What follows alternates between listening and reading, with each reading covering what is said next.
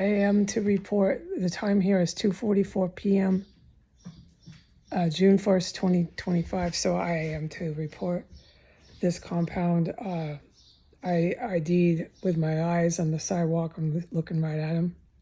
Another U.S. Army enlisted male, gigantic guy, but not very smart. It was on the way back from disposing of my garbage in the alley. I'm going to get to him first. So he's wearing a baseball cap backwards, tank top, gigantic, big, buff man, about my height, maybe 5'10", and white male, brown hair, no tattoos, no tattoos anywhere. He's wearing shorts, pair of khaki shorts, and a pair of like running shoes. So I seen him. He's wearing socks. I seen the guy. He was coming out of the terrorist compound on S Street. He was coming out, and then he saw me and he went back in. So I'll describe what he did, but the location of the terrorist compound he was entering back into was 1519 or 1521. The exact locations of where they breed the rats. They're breeding the rats. That has been shut down. This was a Russian military personnel house. It is no longer. And what is going on with that, and why I am speaking of him, is he is acting on the behalf of a country from Europe.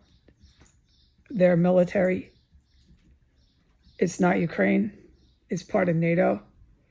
Yeah, NATO's in the terror cell. I've been nothing but witnessing that, certainly with the Romanian agent who died over my head in the room above me. That's how I obtained my cat. Moving on. So he came out of that property where they have the drunken, high on massive drugs, screaming, raging backyard parties that are only and always ordered by Vladimir Putin. He is still being ordered from the very president of Russia, Vladimir Putin, but it's not for the Russian military. There are two Russian militaries. I have covered that enough. This is Vladimir Putin's Russian military that is no longer here.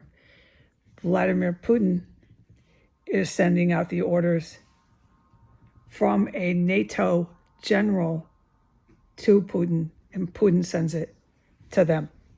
The NATO generals do not contact these men enlisted in the U.S. military personally themselves.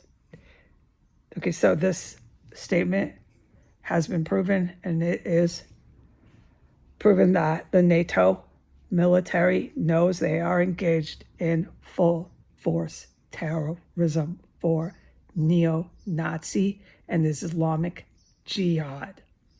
They know they are terrorists.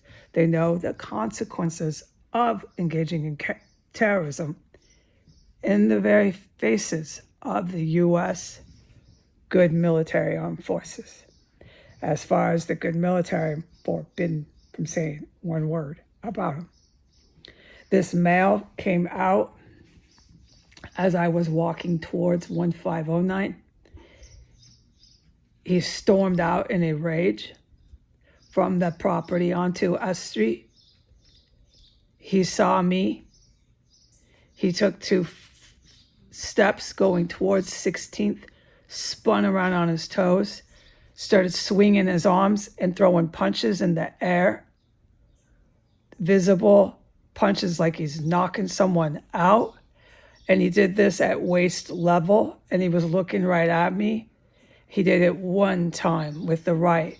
He brought his arm back to his waist, threw another punch with his right. And then he wasn't done before he went back in the house as he's standing on S Street looking right at me. He threw another punch really hard with his hand in the air with his left. At that point, he walked back in a rage and fury into the terrorist compound. I remember distinctly thinking, these men will kill women. I've nothing but witnessed that. That's what started me reporting in the first place, was all the women that were killed here who were prostitutes that were screaming, gargling, and thrashing, kicking everything for their lives as they were killed. And I smelled every one of their dead corpses the following day. So this man will do nothing but kill a woman in a hot second. He's willing to act this out, this anger and fury and rage, by throwing punches in the air as he stands by me, in front of me. And he's also willing to go over to China or anyone else who opposes the United States, pull the pants and panties down of their young women and gang rape these women with his white U.S. Army boys. Right there, he's going to gang rape foreign women, especially Chinese women, and then he's going to stab them to death and kill them. After they kidnap, gang rape, stab them. The U.S. Army has not changed. Goodbye.